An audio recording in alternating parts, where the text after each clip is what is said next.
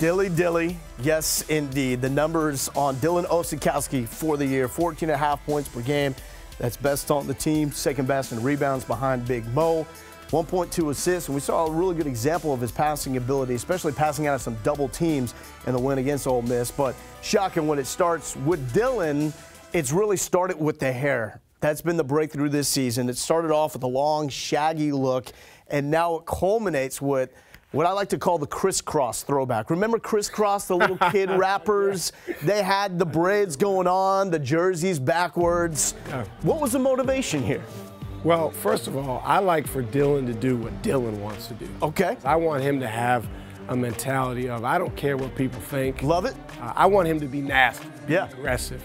And, you know, if he wants to wear his hair a certain way, that's terrific. We love that. We want him to be aggressive, confident, and loose every time he steps on the floor. Okay, this is another message about individuality, because I know there are some programs, other coaches, that you got to be a certain way. You got to look a certain way. How important is that for everybody to have that sense of individualism? Well, first of all, not every player is created equally in terms of that kind of stuff. So. There certainly could be a case where a guy comes out with a ridiculous hairstyle or, you know, comes out with a headband or something like that. And you're like, no? And we say, no, we're not going with that. But again, with Dylan, he's a guy that we want to be himself. We want to express himself. We want to be aggressive. We want him to focus on the way he wants to be, not worried about what anyone else thinks or what everyone else wants. And the way he's played this year, when he's been at his best, he's had an aggressive, confident, loose mentality, and I think he's had a really good season so far. So what impact does it make on the rest of the guys when Dylan is Dylan that you're describing? Well, he's as important as anyone on our team just in terms of being a conduit for offense, for defense. It's called him the engineer in the past. Yeah, I mean, he's engineered a lot of our offense. He's our best talker. He's our best leader in terms of getting guys together, getting everyone on the same page. But again, he can only do those things when he's in a good place. It starts with being in a good place with yourself. Yeah. You know, it's kind of like you've probably heard, it's hard to love others unless you love yourself. Oh, yeah. You know, we want Dylan, he's a perfectionist, but we want him feeling good about what he's doing and the attack that he's bringing so that he can lead the other guys on the team as well. All right, you ready to break down the game a little bit? You got it. Okay, so we're going to fire this up. We're going to start with defense. And this goes really back to, we're going up to Portland against Duke, and this goes back to your point about deflections and has a really nice one here. Well, I think, you know, with Dylan, the aggressive mindset actually starts on defense. And now he's playing against a top player in Marvin Bagley. Yeah. Steals the ball, goes all the way to the other end.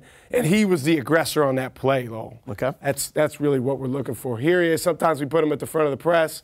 When he gets a hand on the basketball, it's just a way to create offense. You saw him do it the other day against Ole Miss. And he's not done here. No, he's not done. And we want him to be really, really aggressive on the ball and just be physical. And he does that here. And this is one of the plays that we saw in the highlight part of that 9-zip run where he jumps his pass. Yeah, we talk about in diamond here, our press being anti-reversal.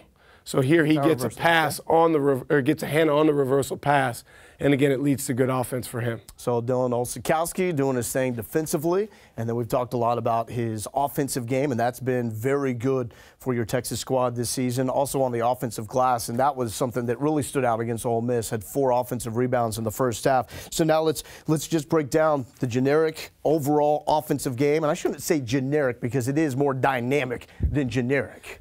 Yeah, that's tough, man. Yeah. I mean, he does so many different things for us.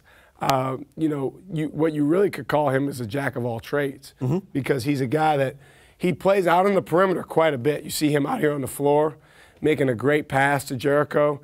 If the defense lays off him in that very same position, his job is to shoot the ball. Then you see us throwing the ball to him in the post, making a great post move, attacking against Iowa State the other night. So he's the most I guess, versatile player for us on the offensive end. Here, big play against TCU. And the mentality again, Lowell, I can't emphasize enough, the mentality is we're going to attack here. We're going to be shot ready. We're going to let it fly. And how many big shots has he made for us late in the game? Huge. And that's a lot of work that's been put in by Dylan, by the entire staff to develop that ability to hit that outside shot. Well, we worked quite a bit on his game on game days last year when he was sitting out.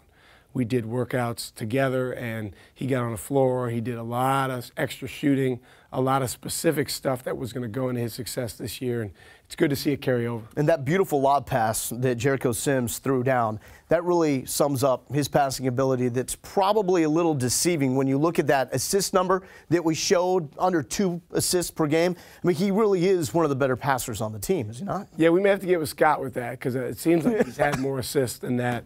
Dylan's getting more and more comfortable as a conduit of offense and as a guy that we can get the ball to out on the floor to find other guys open. Offensive rebounding. This has been huge with Dylan. Let's fire it up. Well, the mentality we want him to take is when that shot goes up, he's flying into the offensive glass and he refuses to be blocked out. I mean, the bottom line is this gets us an extra possession. Yeah. And when you get an extra possession, it gives you more opportunities to score. Here you see him running the floor here after we get a rebound from Matt, all right, and then we want to attack on the break. Matt shoots it, but again, it's just not accepting a block out. Yeah. Want to get that ball, which is huge. And our last example here, also from the game against Ole Miss. I believe, yeah, this is Snoop's shot, and he goes in there, he finds a way. If they're not going to block him out, he needs to be all over the glass every single time. And even if they do, he needs to do, as we say, defeat the block out. Yeah. And Dylan's getting better and better. And multiple times also in the first half of that game where he followed his own miss. One of them was at the free throw line, and it was off the mark. He comes flying through. It's stuff like that Dennis Rodman used to do back in the day. Well, again, that comes from having a very, very clear mind to attack and do what's next. And when he's in that, I call it the DO zone. DO zone. He's in the DO zone of knowing, okay, whatever's next, I'm going to go attack that with reckless abandon. He's one of the best players out there. So what is next in the development of Dylan Osetkowski? Well, to me, because you know how I'm always focused on the mental side of the game and the mental, emotional part of it. I think it's about getting him in the DO zone as close to 100% of the time as possible.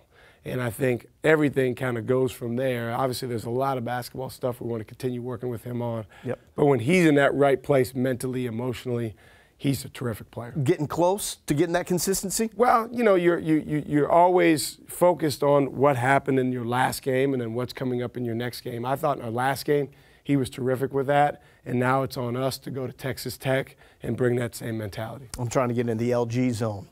It's tough to stay there. You've been a lot of pressure. You've been pretty good about that. You think? Yeah, I think so. I appreciate that. I never know when you're telling the truth. The only time you struggle is when we have those competitions and you get a little down on yourself. Well, because again, it goes back to the guns. The last competition we had, the push-ups, I'm a little out of shape right now. You let me know that consistently, and that's what you're doing. You're trying to get in my head. I can't let this happen. Back to the LG zone and back to game plan with Shaka Smart after this break. A rematch against Texas Tech. It was an explosive offensive performance the last time out for the Horns. See if they can follow that up.